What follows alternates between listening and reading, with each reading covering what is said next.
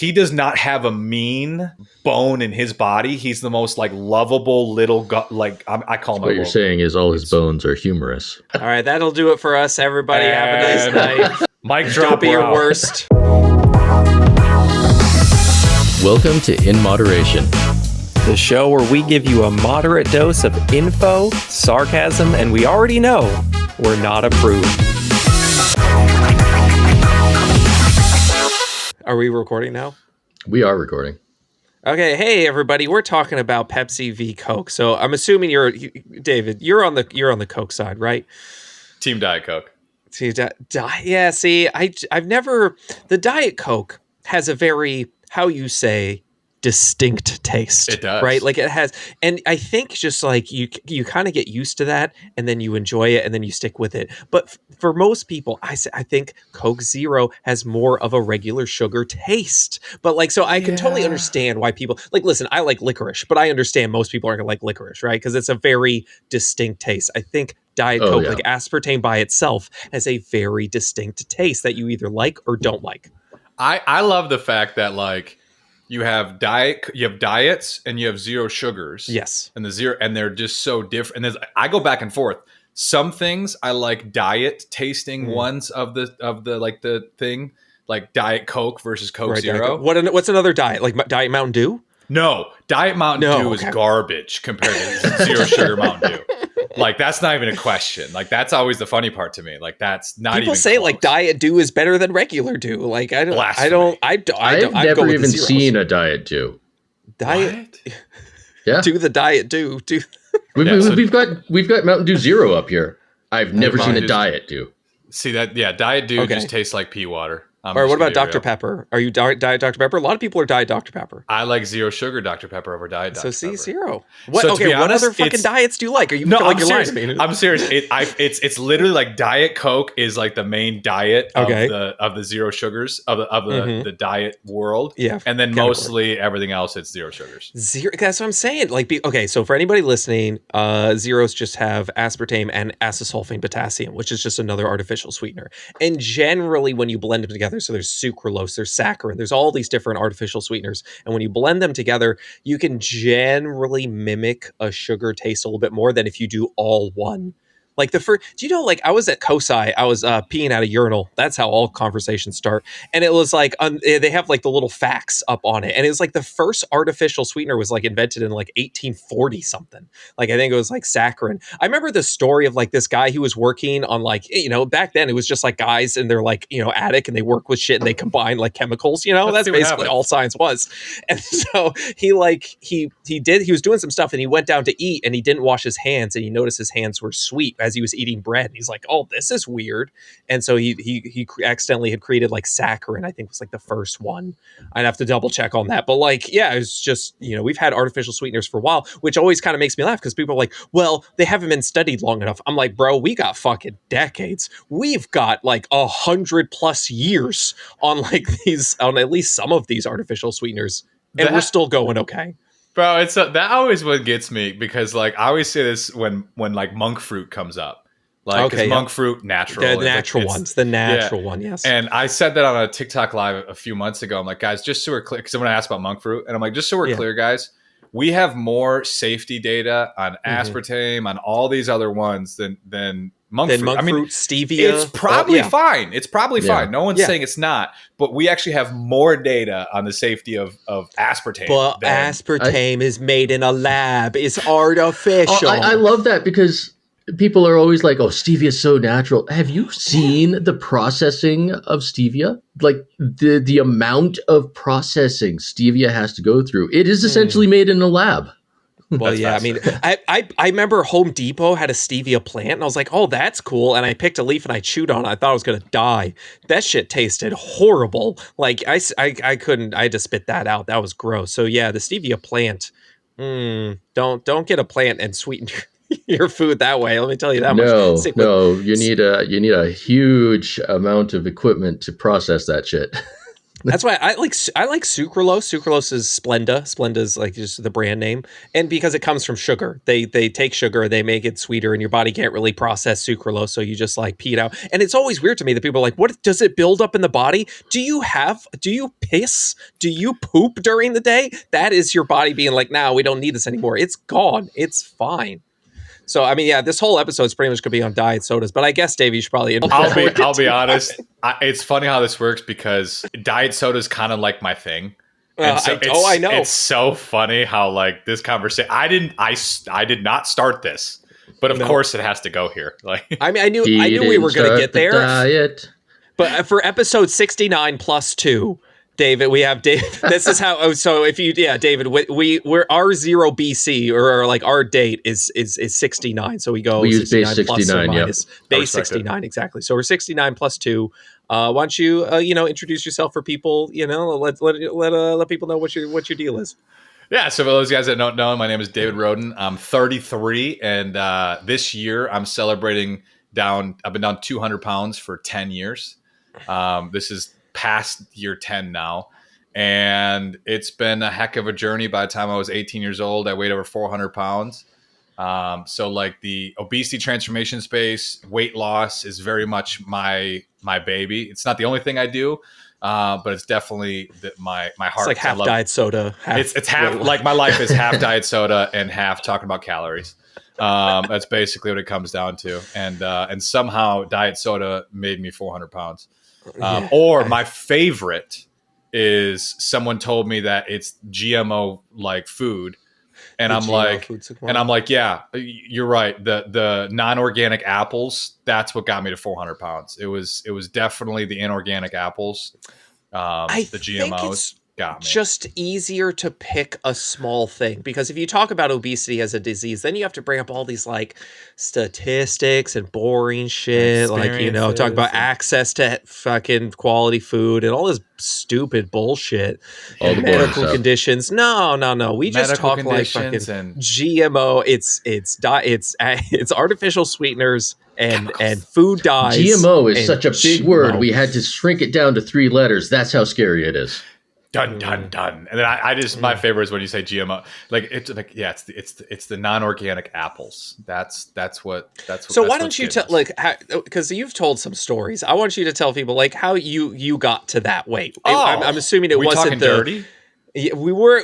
I kind of wanted to give people a little bit of like what you would do on kind of a typical day to get there, because I think that always kind of interests people as well. Let's be honest. Like, obviously, it's not rocket science, guys. If you are considerably overweight, you are eating too many calories. Now, why? We can go into all the nuances, your relationship with food, your access to certain foods. We can go into you suck at cooking. We can go into all this stuff. But at the end of the day, you eat too many calories and you sit too much. But how did I get there? Funny enough, my dad's a heart doctor. He's an interventional cardiologist. And I grew up in an incredible household. My mother was an incredible soul, supportive. Always, her biggest problem was she always said yes. And so you got a dad who works 80 to 90 hours a week in the hospital. Okay. And you got a mom who always says yes. So what does every kid want? Food and video games. That's what I want. I mean, yeah, that's I was never told no. Food and video games, baby.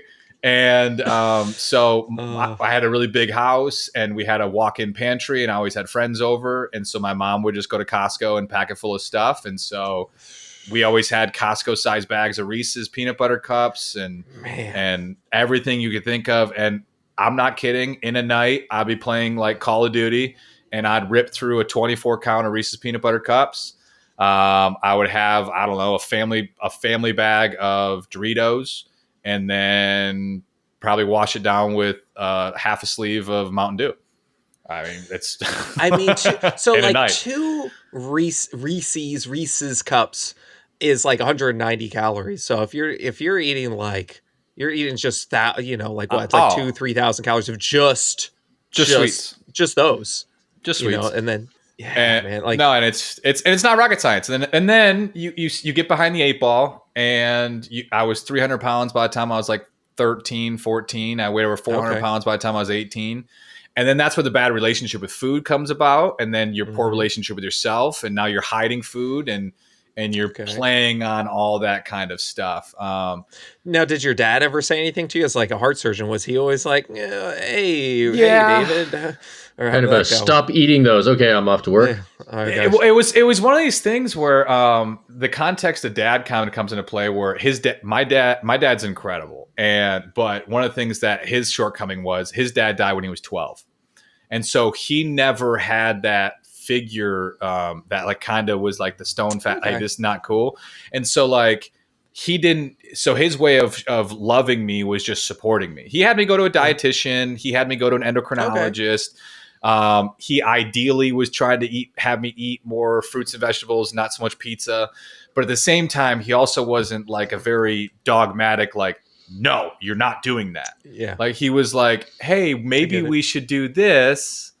And I mean, I respect it. He didn't want to, I mean, you love your children. Like I love my daughter's a year old, and she's like, oh, I want to be, like that balance is kind of tough. I have to be like, okay, you've had enough Doritos. No more Doritos. So you can have other things. Yeah. Oh, she flips out. Like, cause I will give her like candy and stuff. And then she'll be more. I'm like, no, we're done with that. And she loses her shit, but it's like for 30 seconds because she's only 1 year old, and then she'll forget about it. So I'm like, all right, keep going, do your thing. Find your Polly Pockets. I know you like those. The biggest fight that my dad would always have was when we get pizza, and he'd be like, all right, pizza or cheese bread. You're not getting both. And I'm like, what do you mean? I'm like, you one or the other, pizza or cheese bread. And I'm like, no, we can't have both. How am I going to wash? I need to. I got the Mountain Dew. I need to wash things down with this. And then he'd be like, guys, cheesy bread. You dip it in pizza sauce. You're just eating extra pizza. Like it's pizza with pizza. Why? What are you doing? And like that was half his battle. Was like it just didn't make sense. Can we talk about the Domino's bread bowl? I've eaten so many of those. Do you remember the Domino's bread? Does anybody remember I'm sure some people listening are like, oh, I fucking remember the Domino's bread bowl. I don't remember because I just love it. So you had the breadsticks, you have pizza, which is largely bread. So you would have this giant bread bowl, and they would have pasta in it. Mm-hmm. And it was just filled with like cheese and oil and everything. This thing had to be like pushing 2,000 calories just like in one meal. I would hammer. And it was so fucking salty. Your mouth, it would just dry out your mouth because they put so much salt in it, and I still loved it. And the cookie brownie the cookie brownie things they made, those are so freaking good. Like, but going full circle, this is where I always say this is where the genetic side of this comes into play. I can just eat more than everybody else. Period. Like that. Like my hunger cues when I feel full, when I feel hungry. Like give me an 18-ounce T-bone steak, 2 baked potatoes, a large like salad. I could eat that whole meal, and give me an hour, I'll do it again. Like it's nothing.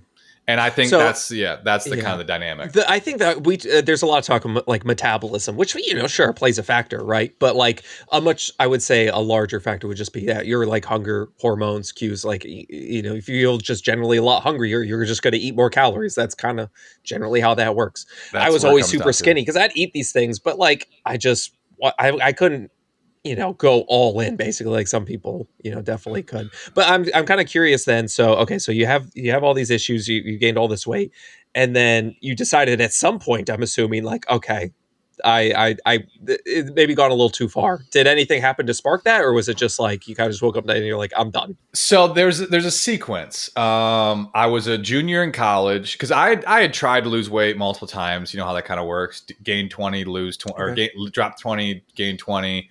All this kind of stuff. When I was a freshman in college, I had a roommate that said I couldn't work out for 30 days straight. And he's like, and we made a bet, and I did, and I made it like 28, and I just couldn't. I didn't do the last 3 days. And it was a whole thing. But the funny part was, classic, I put most of my effort into working out and nothing in nutrition back then. Exactly. That's often what they think they can outwork a bad diet and outwork the transformation. It's just not how it works. But I went through phases, and then the big shift happened when I was a junior in college, and I decided med school wasn't for me. I was actually, even at 400 pounds, wanted to be a doctor like my dad. And I decided med school wasn't for me. I was in this kind of transformative period in my life, and I started hanging out with a new group of friends. And part of the friend group was into personal growth and development. And so I read a book called The Compound Effect by Darren Hardy. And that book profoundly made me change my perspective on weight loss. And it's the same thing in life. I mean, it's a very simple concept, which is the quality of your life is not in the big decisions. Do you go keto, paleo, carnivore? Do you do CrossFit or this fitness routine? Do you go to college? Do you not go to college? It comes down to these fundamental daily habits. Do you treat food with respect? Do you nourish your body? Do you do like, how do you do on a day-to-day basis? Number one. And number two, it changes the perspective of when you get to the size of 300, 400, 500 pounds, you see this 200-pound weight loss as so astronomically impossible. You don't you're looking at the big number. You just don't think it's possible. So like you may, I'm going to lose, I'm going to do it. And you lose 20 and I go, I got 180 more. So what? And you lose perspective on it. And that book made me shift from, hey, do you know if you just lose 1 to 2 pounds a week for 50 to 100 weeks, you lose 100 to 200 pounds? Oh, shit. Okay. Yeah. I can wrap my head around that. And so when I was a junior in college, I decided to stop worrying about losing 200. And I was 408 at the time. And I said, next Sunday, I'm at 406. Hit it. Next Sunday, 404. Hit it. Next Sunday, 402. And that massive shift from stop trying to lose weight as fast as possible, stop worrying about losing 100, 200, and just focus on 1 to 2 pounds a week and celebrating progress was the start that made the shift. I mean, there's still a lot more you can unpack, but like that fundamental shift, so many people are trapped by the idea of losing 100 plus pounds that they can't wrap their head around it. So they just don't really try.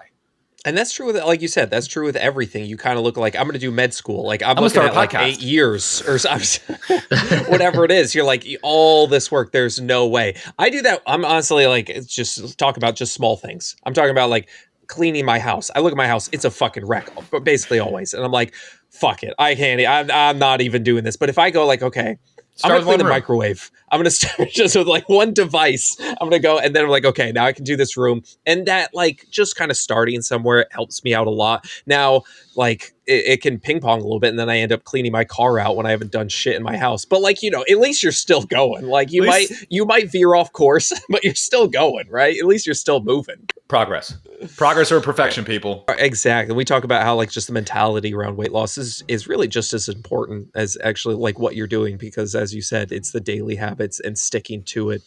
And, you know, like the ketos and all those sort of things are super dope for losing weight quickly, but staying on that for the rest of your life, most people aren't going to do that.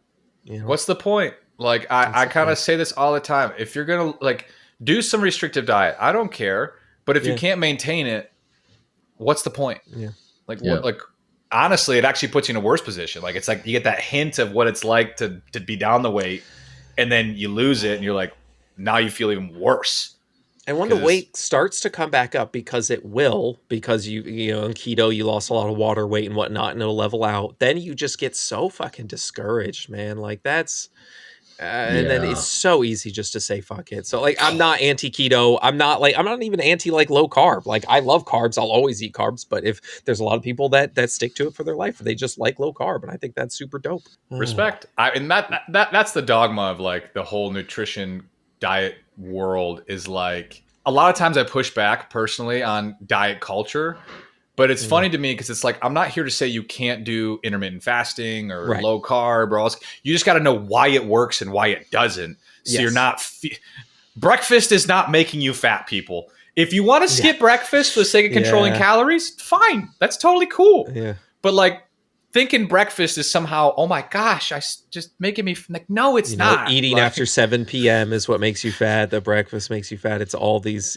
all these little things. And it usually comes down to calories. Yeah, it's just So I'm kind of curious then. So when you started losing weight, you said you have like a pretty, strong appetite, right? Yep. So like, I get this asked a lot. I just recorded a video on it. Actually, I haven't fucking edited it yet. I got a lot of shit to do. I got to clean my house too. Anyway, so what were you like? That. What were it's just man? What you got back there? I was about to say you got a coat hanger. Is that a hanger? Okay, for those listening, this is what you know how you hang a curtain? There's a rod for that. It's called a curtain rod. Now, I I'm not putting a curtain rod up for a curtain rod. My plan is, and I've had this for months and I haven't done it, but Is it that's pull-up fine. bar? This would fall straight out the wall with my ass. Like, there's no way this is holding me up. That'd be a real bad. I make a lot of bad decisions, but even for me, that would be a real bad decision. This is for a green screen. I bought a green screen. I had a feeling you were going to say that. And I was just going to put it up on the ceiling, basically, and just be able to have a green screen that I could take down or put that. So that's my plan with that. Well, see, that's why I got a retractable one. I've thought about. I looked at that as well for here. I was just like, all right, let me just fucking buy a curtain rod at my local fucking Walmart or whatever. So Liam, that makes total enough. sense because your room and you're cleaning your house. All you got to do is drop a green screen, and no one can know how just shambles your back behind you is. There we I go. prefer people to know the shambles that I'm in because I feel like it makes me more relatable. Like, I get a lot of comments of people like, "Hey, your house is a fucking wreck like mine is." I'm like, "Yeah, it is." And you know what? I'm an influencer that's doing okay. So like you can do it too. You don't need a clean house to be successful. I don't know if that's the message. It doesn't matter what the real message is. It was so great when Terry Simpson came on and he looked at your background and my background. And it was like, you two are just completely different people. Oh no, I don't do things. Dr. Terry, I love Dr. Terry. I was just talking to him. Awesome. I was just talking to him on Instagram a couple days ago. Yeah, it's always always Mediterranean. Okay, no, but back to what I was saying. I was just recording a video on just like appetite and always feeling hungry. So like, I'm kind of curious, like, because I do get asked a lot, like, what were some of the things that you did? Obviously, diet soda. I think we got to throw that one in there. Of course, like 0 calories. It's fine. It's fine. If you don't want to drink it, then don't drink it. If you prefer seltzer, cheers, David. Cheers. Other than the fact that you're drinking Pepsi, gross. I like gross. When it comes to Coke versus Pepsi, I actually do prefer Coke. Okay, as most people should. But specifically the Pepsi Lime. Okay. I like the Pepsi Lime. Okay. I don't think I've even seen the Pepsi. Okay, but besides diet soda, what were some of the things that you did that that helped you kind of deal with the whole insatiable appetite? 100%. Number one, and I talk about this to almost an obsessive level, prioritize protein. Of course. Like eating around 0.7 to 1 gram per pound in lean body mass and protein. So would you say of like goal weight? Because a lot of people, if you're 400 pounds, do you need to eat 400 grams of protein? Probably not. No. Lean body mass, goal body. For the sake of it, I usually say goal body weight because technically the clinical research is lean body mass, which is even lower. Right. Technically... I would, especially people that have the struggle and the proclivity to hunger, I would rather you lean on over consuming protein than under because it's going to help you with calories. Right. Because when you really crank on those protein numbers, that's where these keto people tend to, it helps so much. Yeah. Because when they go low carb, they tend to eat a lot of lean. It's not all fat. They're not eating all fat. They're eating way more protein than they're used to. They're not doing an actual keto diet which is 90% fat. Exactly. They're going low carb, and that's always a fun one too. When they say keto, well, keto is actually 80 to 90% of your calories are coming from fat. You're just doing low carb, like that's And then low carb tends to be higher in protein. Yeah, which it helps, like fucking protein helps. Also, so and I'll get into it second, but it always drives me crazy because like the keto products are always super fucking high in fiber, which is is another thing. We'll get to that in a second. But that was next. So I want to say, if you just want to start and be like, okay, just get over 100 grams of protein, like that's at least somewhere to start. Like that's fine. That generally will help a lot of people. Did you have any things that you did for protein that you're like, oh yeah, I got all that, I did that all the time for protein or whatever, something that helped you? My go-to is just like so many things in life, make the right decision as easy as possible to do. Yeah. And so I've been doing it for literally, 5 to 7 years now. I always have 3 pounds of chicken titties and 3 pounds of 91.9 ground beef on me at all times.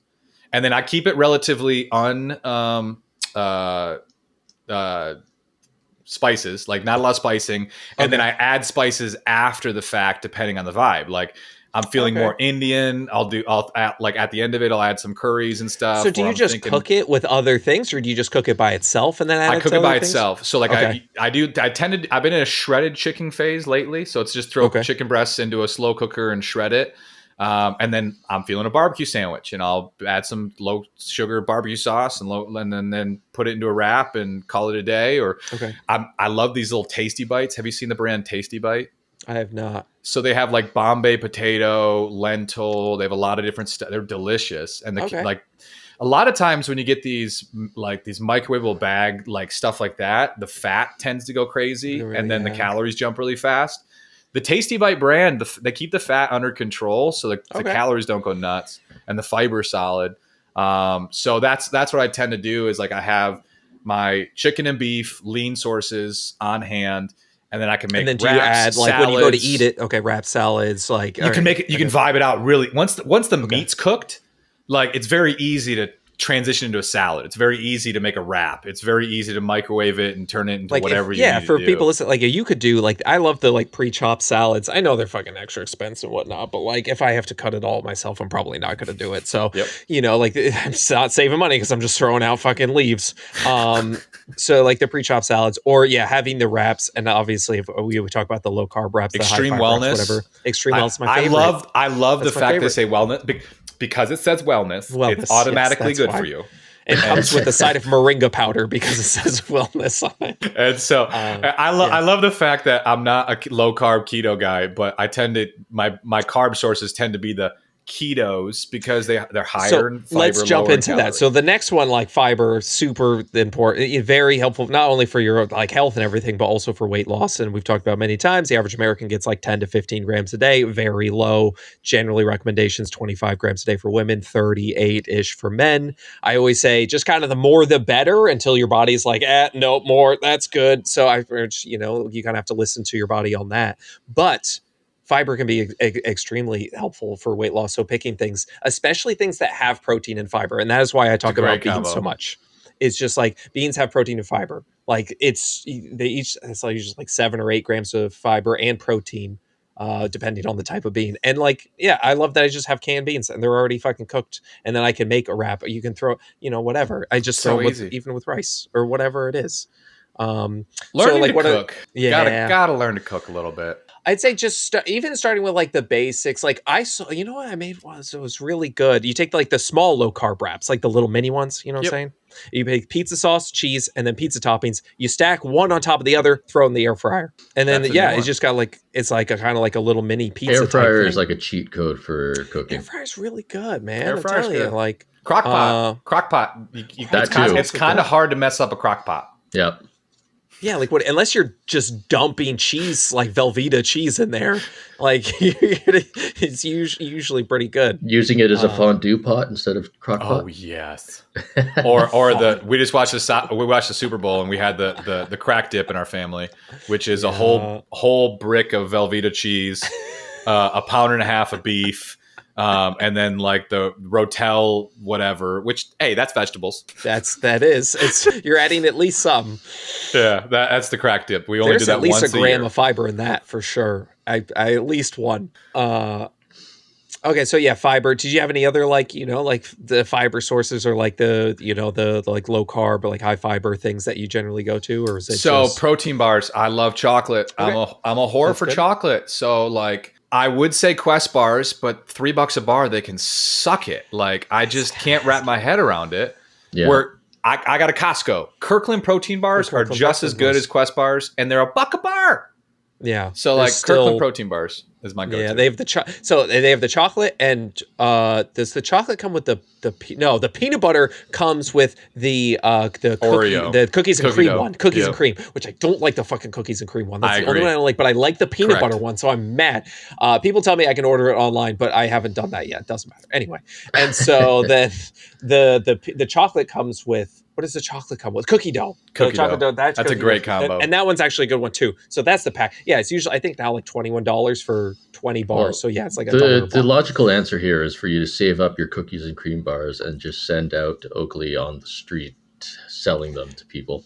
I'll tell you, she likes protein bars. I eat a protein bar. She's like, give me some. I'm like, you want to eat this? My wife's laughing because she's like, she fucking hates protein bars for the most part. Like if she'll find one she likes occasionally, like a Bear Bell's good. Always, it's like basically like candy bar. David bars are great, but they're $3 a bar and I just can't wrap my head around it. Yeah, I was surprised. I didn't think they would be good because they're 150 calories and 28 grams of protein, which is fucking wild. It's magic. They use modified plant fat, which is not which you don't get calories from. They modify the plant fat so you don't absorb it. Now I'm kind of wondering if you overdo it, are you just pooping out fat globules? I smash. If you like David 4 of bars, them, let me know. Yeah, if you just like just get the squirts. It's got like because the fat has to go out of you if you can't absorb it, right? So like there's only one way that's going. Now here's a tip. This is super important, protein bars. I talk about this constantly. Because of marketing, and marketers suck and they lie to you. Everything says protein on the front of it now. That's the current thing. And so tip of the day, if you're looking at protein bars, my go-to strategy is 10% in total calories needs to be in protein.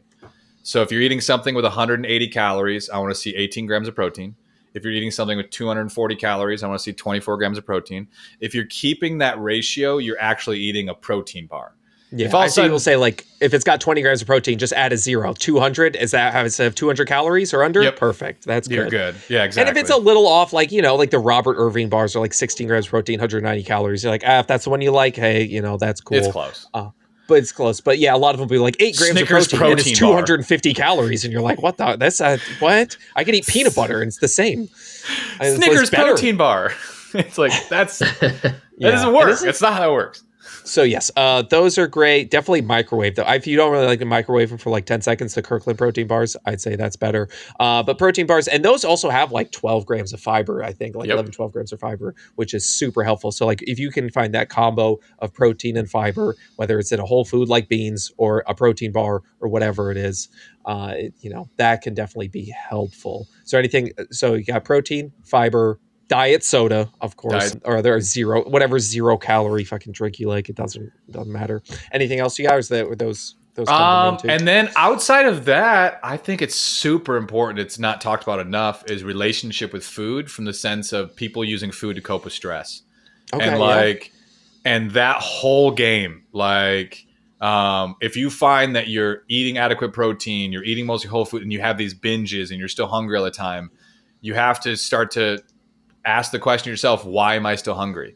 And oftentimes people use food to cope with stress. Mm-hmm. And that's going to be you're going to have to ask yourself, like, am I stressed and am I using food to deal with it? Like, that's something that's personal. But gosh, it affects so many people. So many people use food to cope, just like alcohol for stress, just like so many things for stress. People. So do you work? Because don't you work with do you work with clients at all? Yeah. So I pulled back heavy, but I still have a couple. Yeah. So I'm just so over the years, I'm sure you've done it, and like I'm sure you've dealt with people dealing with stress. Any like things that have generally helped them, or like that helped you during your process, or just like what do you think? So biggest thing to me there is you don't stop bad habits. You fill the void of bad habits with better ones. Okay. So like you just don't stop stress eating. It's like there's 2 sides to your situation. You have number one, you have stress and what is bringing stress into your life, and things you can control, work through. Hey, if you have a job that you hate, maybe pivoting jobs is something you should look into. If you have a relationship that's close to you, a friend, a family member, whatever, that's just driving a lot of stress in your life, maybe you need to get out of those stressful situations so you can lower that. And then number 2, stress relieving outlets. So like, okay, food is not a good stress relieving outlet. Maybe it's working out, maybe it's meditation, prayer, like cathartically talking to a friend, whatever, yoga, playing with kittens, playing with puppies. Shooting guns is quite stress relieving. Sure. Like just like straight up in the air. That sounds very American. Yeah. Yosemite Sam style. I just want to go just straight up in the air. Just boom, boom, boom, boom. I don't know. I've seen 1,000 Ways to Die or whatever that show was, and I think a few of them were just falling bullets. It's like all you need is a target and a shotgun. It's like I feel like having a cupcake and like you shoot a can and it's like the cupcake taste, like you're gone. It's just gone. Or shoot the cupcake. Or shoot the cupcake.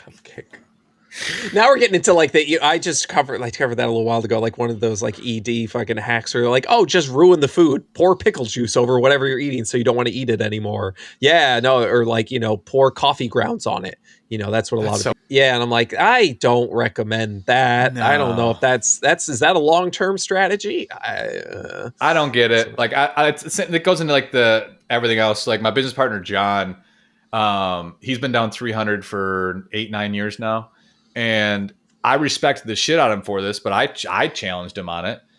He didn't eat a normal slice of pizza for 6 years during his weight. Did he have like alternatives to like pizza slice? Yeah, he'd eat the low carb ones. He'd eat the cauliflower ones. But he was because he's a New York Italian guy. And so like pizza was like a safety blanket for him. So he was afraid after losing the weight to incorporate it back. And I'm like, I remember having a conversation with him like, bro, you realize you're still going to die. I know you can go your whole life if you want to do that, it's totally fine. It's your life. But if I knew that I lost 10 minutes of life for some pizza, I'm okay with it. Like, I'm going to have some pizza. I'm okay with losing 10 minutes. Who wants to live to 100 anyway? It's just crazy Brian to Johnson. Me. I think he wants to live to like 3,000 or whatever it is. For anybody listening, he's the anti-aging guy or whatever. He's trying to like basically live forever or whatever, do all his different like supplements and everything. Terrified of death. Brian Johnson is Liver King. Oh, literally. Wait. Oh, no. Brian. I was thinking of. No, Brian Johnson. Brian Johnson. You're thinking. What's the guy's name? I think it's Brian Johnson. On him. No, I thought it was Brian Johnson, isn't it? Oh, okay. Now we're gonna have to find out. Check it out. I'm gonna look up. I'm just looking up. I'm just googling Brian Johnson. Yeah, I think Brian Johnson's the longevity guy. Am I right? Well, Brian Johnson longevity. Whatever. What is it? Oh, that. Okay, no, that guy. Okay. Okay. I was gonna say. I don't know Liver King's real name. I don't even know. Is it Brian? Are there's two? Wait, is Liver King? Does he have the same name as Brian Johnson? Wait, I'm looking up what's Liver King's real name. I'm spelling all of this wrong. Liver King is also Brian Johnson. It is also Brian Johnson. Yeah. But it's with an I. Brian with a Y is Live Forever Brian. And and Liver King Brian is I Brian. That is fascinating. I actually I never connected I never knew that. That's funny. Well, there we go. So we were both right. So we're all correct. Everyone's correct. Oh shit! I've seen like a couple. Brian with Y has been doing a couple videos where he's just like, I can't believe this is a real thing, and he has like crumble cookie. He's like, it's so horrible for you, and soda and regular soda is so horrible. And I'm just like I totally get that, but like, has anyone eaten like crumble cookies for their health? Do you ever eat like a crumble cookie and be like, I'm doing this for healthy? Dave Asprey was the person I thought you were. Dave Asprey. Okay. But the thing with Brian Johnson, the longevity guy, is like, again, they're all gimmicky because I'll never forget when he, like, again, do you, like, whatever you want to spend your money on, cool, do you? But like he, when you say clinical research and you're objectively saying it wrong, you're going to get challenged. He had a video of him talking about how hand strength correlates with longevity. So he was doing the freaking hand squeezers and like strengthening his hand grip for trying to live longer. And I'm like, bro, that's not what that study's saying. Like that, like there's no, like, that's not like just. So I see this a lot where it's like, this correlates with, like longevity, and it's just more like, so like you look at something like say cholesterol, people will point out like when you have higher cholesterol, they live longer. And it's like, well, when you get cancer, that fucking tanks your cholesterol, right? So that means people who are, dying of cancer have super low cholesterol. So it might show that like having higher is beneficial. Yeah, that's why risk is J-curve. I've learned this one. It's a J-curve. Yes. So like, they're doing all these extra things like, hand strengthening. Like if you want to, like, sure. But I doubt that's going to make you live all that. Oh, I just like, Brian, you want to live longer? Look at this study. And he's just doing squeezers. And I'm like, bro, that's not what that study's saying. Like, that's just not. I mean, it might make you live longer if you're at risk of falling off a building. Maybe. I like if you're a rock climber. Though. Like he literally, like his morning routine is 3 hours long, and it's like fucking the red light therapy and all the supplements and all these different things. So like, honestly, I can't hate him. Like listen, dude, I think it's interesting. We'll be able to, we'll be able to see. And he says himself, like everyone thinks most people think I'm weird, and I totally get it.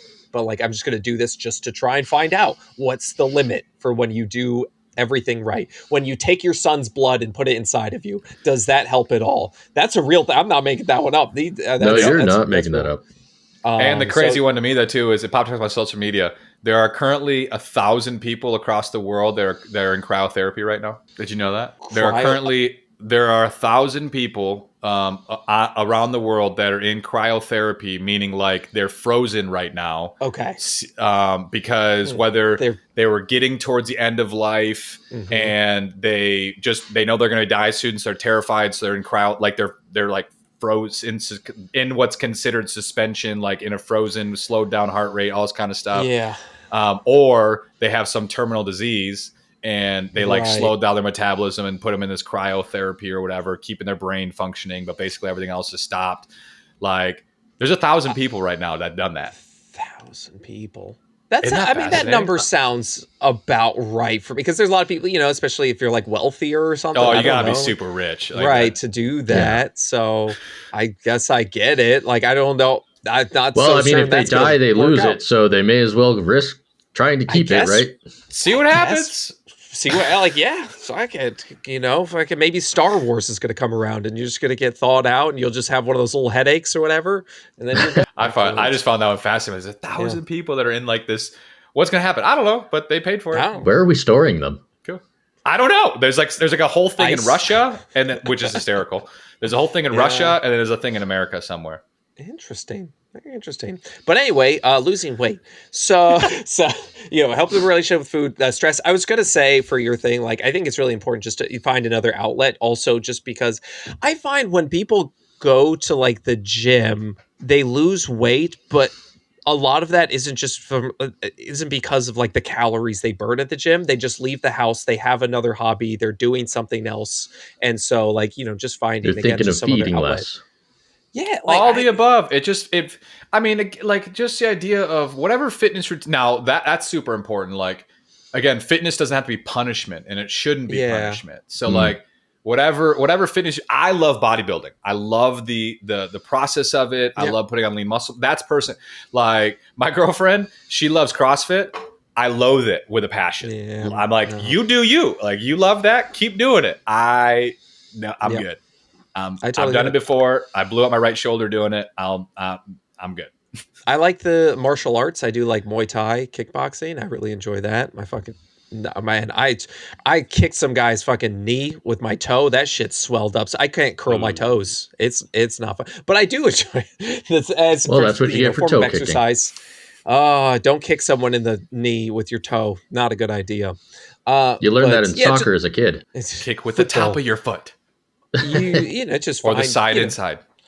Find something you enjoy. That's again is an outlet. So we got protein, fiber, relationship with food. Find an outlet, that sort of thing.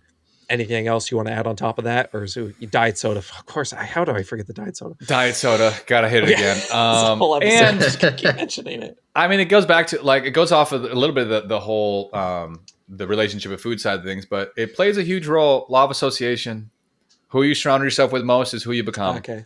Yeah. So like, if all you're hanging around is your friends, all they do is drink too much alcohol and just like, it play like, it doesn't mean you have to, like, I want to make sure it's known. You don't have to cut these friends off, but you have to be thinking to yourself, how much time am I spending with them? Because their actions do blend into yours. And so I'm not this type of person where it's like, you need to cut off these people. It's like, no. You just have to limit exposure so that you have a balance of influence. Because again, if all your friends do is just go out and binge alcohol and binge food all the time, and you're just going to just sit there and go, I'll get my salad. Yeah. Like, it's just the good luck. Totally get that. I'm kind of curious, when you started losing weight, did you start counting calories early on, or were you just like, I'm just doing a few things and then eventually you got into that? Or when did that come along? How it started, because I went through a pretty solid personal diet culture phase, because how I started, Chris and Heidi Powell, Heidi Powell, they were Extreme Weight Loss on ABC back in the day. Okay. So I started with a program that they ran, which was carb cycling. The carb cycling. And so I started with carb cycling, which ultimately got me high protein. And then it was carbing, like high carb, low carb days. But then you start, and I was counting calories too. Okay. And then you get hooked on, wow, every time I go low carb, I lose more weight. Yeah. And phonics. And, and hooked on phonics. Yeah. And so freaking, then it got me to do low carb more consistently. Okay. Then I was pretty much low carb for an extended period of time. Then you start getting into the carb insulin model side of things. So then I started looking into fasting and Fung and all this stuff, and Jason Fung, and I went down the fat insulin model stuff, and I went through fasting phases and low carb, and I started with just carb cycling, and it kind of transitioned me all the way into the diet culture side of fearing carbs, and even to the point, this is gonna hurt. I thought diet soda was part of the reason why I was 400 pounds, and so in the early stages of my weight loss, how long did you go without diet soda? How long? 2 years. 2 years. 2 years. I thought it was better that I had 5 grams of regular sugar drinks. Like say it had 5 grams of sugarcane sugar. Okay. I thought that was better for you than having a diet soda. So I went through a whole phase where I stopped diet soda and I'd have a little bit of sugar drinks. And then you follow the clinical research and you stay open-minded and you go, oh, that was bullshit. And I'm back to my diet soda. I drank Zevia for a long time because it was stevia. I was like, oh, that's better.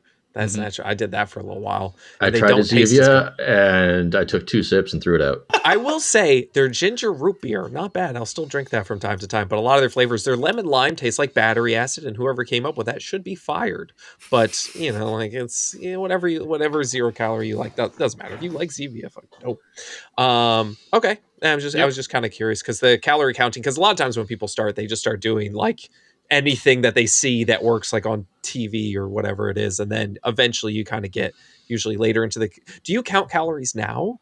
Do you still do I go through phases. It just depends. Like if I'm just in a maintenance phase, I don't really think about it too much. Okay. I have my go-to meals. I do like 2 indulgence meals a week and I just kind of eat to my plan and I'm just kind of in routine. Okay. And then if I'm in a intentional cut, then I will track macros and really kind of hone in. I think I'm competing again this fall. And so I'm on a cut right now, kind of leaning out. And then once we get towards like summertime, I'll do like a 12 to 14 week hard cut where I'll compete again in bodybuilding this next fall. So then at that point, then I'm like weighing out my food, doing all that kind of stuff. Okay. But it depends on what season I'm in. Being down 200 pounds for 10 years now, it just depends. Yeah, I mean, say for most people, like, just counting calories like permanently just seems like so much work. It's a lot. And a lot of it's just stress and effort. Like I just, and a lot of the times we eat the same things over and over again. So once you learn what that has. Once you figure that out, like you're good. Now, but flip side of the coin though, I think it's super important. I get so sick of these RDs that are the intuitive eaters. And they have this fundamental idea. Like, again, I'm a huge advocate for intuitive eating and there's so many good pillars of it. A good relationship with food, a good self-image, all this kind of stuff is great. But then it starts to go to the fringe of like any type of restriction isn't in disordered eating. Like if you're tracking calories, it's disordered. I'm like, it can be disordered. It's not inherently disordered. And the thing is, because it's always shades of gray, right? It's never just like, and now it's disordered. Like there's this kind of little gray area. And so you can always kind of like, in order for it to be inherent, you have to learn what that even is. Exactly. Yeah. So I think, like short term counting calories just to figure out how many calories are in the general things you eat the most. It's very helpful. Very helpful. Just like, it's a great tool. Yeah. I mean, even if you're not like counting them up like every day and then adding them all up, just like, okay, what am I eating? These things. Let me look up how many calories are in these things. You'd be surprised with some of the things you eat. You're like, holy shit, I thought a whole pizza had 500 calories. It's more like almost 500 calories a slice. Like, I mean, it's not that Jet's high, pizza. But like, Jet's pizza is literally 500 calories a slice. It's like 450. The giant, you get those big giant, like you get the big square deep dish. Oh. And it's worth it. Like, listen. And I dip in ranch. When I do it, I do it. I'm dipping my pizza and ranch too. So like, just send it. I get it. Well, okay. So we talked about that, but before we go, I know we would definitely want to talk about your, anti-diet club. So definitely give us a little bit on what you're doing now. Yeah. So we're about to be having a private screening here shortly. About 18 months ago, you have so many documentaries out there in the nutrition space that are mostly bullshit. Mostly bullshit. You got an agenda, right? Like there's my dad and I watched What the Health together, and when they said eating an egg was equivalent to smoking 2 cigarettes, my dad just lost it. I think it was 5 cigarettes. Was it 5 cigarettes? I think it was 5 cigarettes. 1 egg is 5 cigarettes. And you're just like, oh my gosh, what is this? And it's so funny because I'm an advocate to eat more fruits and vegetables, people. Like, no one, saturated fat has limits. Like, no one's saying it does, but like, it's exhausting. But there's just so many diets. Like, there's been very few grounded, evidence-based, look at the big picture documentaries out there. And so myself, John, and the director Josh came together to create the Anti-Diet Diet Club. It is an inspirational momentum start for obesity transformations, extreme weight loss. Me and 5 other friends, Dalton, Des, Levi, John, all of us together have lost a combined 1,400 pounds. And between the 6 of us, we've been down 1,400 pounds for 60 years of time, maybe something like that, 50 years of time. And so weight loss surgery, not weight loss surgery, medications, not medications, just giving the full objective look at what it was like to be 400 pounds or being extremely overweight, what got us there. And then the decision to make change, and like that balance of fault versus responsibility, where it may not be your fault. You had this traumatic event in your childhood that made you use food to cope with stress, but it is your responsibility to deal with it. Like, there's no other way around it. And so, in that transition to how do you go about making the shift? And then medical intervention, the science behind weight loss surgery and medications and how they're helpful. And so we help a friend of mine, Ben, start his journey. He started the doc 18 months ago. I love him to death. He does not have a mean bone in his body. He's the most like lovable little I call him. What you're saying is all his bones are humorous. All right, that'll do it for us, everybody. Have a nice night. Mike, don't be your worst. That was funny. And so he was 5'6", 5'7", 360 pounds. I love him to death. He was a bowling ball. He was a bowling ball, and super horrible sleep apnea. Honestly, he was worse than me at 400 plus when it comes to health. You could just see it.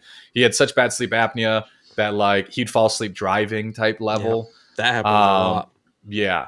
And so we help him start his journey, and I'm not going to give it away, but in 18 months, he's doing really well. And you're going to have to watch the documentary to find out how well he's doing. And not crazy. Very sustainable, not sexy. It's carb cycling, intermittent fasting, all the secret stuff. Yes, and so, but yeah, it's going really well. So we're having a private screening in March in Grand Rapids. Liam, if you want to come, you're welcome to it. I can give you the information on it. March. That's pretty soon. Yeah, it's March 8th. So but where to find it though? What do we just look up? What do they do to find it when it comes out? So how it's working right now is we are in negotiations with Netflix, Amazon, and a lot of other streaming platforms. Okay. We're going to go major streaming platform, and we're in a good position. So as this private screening happens, we're actually in negotiations right now on where we're going to be on it. So as soon as we have a solidified location, you can just follow the Instagram is the easiest way to stay connected with it and where it's going to go. But yeah, that's the process right now. They can also follow you on Instagram. Where do they find you? Follow me. Where do they? Fit_DRock, and then the Instagram for Anti-Diet Diet Club is antidietclubdoc. And then you can actually watch the trailer on antidietdietclubdoc.com. Well, we're in moderation.net. We couldn't fucking get the .com, so you work. Ours is unique enough. Yeah, like anti-diet.club or antidietdietclub.com was gone. But antidietclubsdoc.com was good. I love it. You gotta fucking work. I feel like everything's taken nowadays. Oh, it's fucking, nothing's original anymore, guys. Everything's just been fucking done. And I gotta and like, I'm just at the point where like, everything's reused and redone. It's just like, whatever. It does. A little spin. Fun. Yeah. Exactly. Just like Liam's mug from Ben. I do it the same thing, but with more dick jokes. That's pretty much that's the really main difference. I said literally some amazing things that no one's else heard before. I missed that. No, I was just saying, and this doc, like what about weight loss? I said such amazing things that no one's ever heard before. You have to watch to first time. Dun dun dun. Yeah, we'll have a private screening of that in moderation, just for everybody. That's the game. That's the game. We need all the secrets, but that's how you sell the stuff. You know, that's what I'm saying. Like you need those secrets. Everyone wants it, man. And some of the shit I'm getting tagged in now. It's like, hey, people talk about losing 1 to 2 pounds a week? How about 1 to 2 pounds a day? And like these things, and like those videos are blowing up. Oh, have you seen the hyperketosis, dude? The hyperketosis. That's what I'm talking about. Yep, exactly. I've made videos on them, and it's just like, it's just so annoying. It's like, bro, you're just doing high protein, low calorie. You made Oakley cry. I heard that. You made Oakley cry by bringing him up. I probably have to get going here soon. She has not been fucking sleep. She didn't even nap. We went to Coast. I had a whole plan. I was like, she'll sleep around 2:00 for this. Perfect. No, when you have fucking 1-year-olds, they say whatever your plans are, get out of here with that shit. You're not doing that. I own you, Dad. Seriously, this kid, man. You were gonna change my diaper now. Oh, that kid cries when I change your diaper. I'm like, you want to just sit there with poop in your butt? I don't think so. Get over. Oh man, for 1-year-olds, man. I'm telling you, it keeps me busy. And I'll tell you that much. Keeps you burning your calories for shit else. I try and film everything when she's napping. That's like the only time I have to do things is when she's napping. Like, let me go fucking eat this weird vegan bacon that I just made. That's made out of rice paper. Sure, let me go do that real quick before she wakes up. Wasn't good, by the way. No, bad. Didn't like it. Who would have thought? A lot of great. Well, yeah. Anyway, don't be your worst. Hey, wasn't that a great time listening to the podcast? I'm assuming you were just listening to In Moderation. So if you go ahead and hit the 5-star button, is that a thing? The like button? That's a thing. Yep. The like button 5 on YouTube. stars. If you're on YouTube, hit the like button. Not the dislike button. That's a bad button. The bad like button. Bad Don't button. touch. Hit all the other buttons. The share. You can go check out all those things. Subscribe. Go check out our Patreon. Yeah. We do have a Patreon. It's free to join if you want, or you could give us some money. That'd be really cool. Like $1 or $2. It doesn't matter. Whatever you have. That's where you'll find all the news for this. We're super appreciative. You can find all sorts of other stuff there. We do giveaways, I think, sometimes, Sometimes. all that good stuff. Yeah, absolutely. Yeah. So, peace.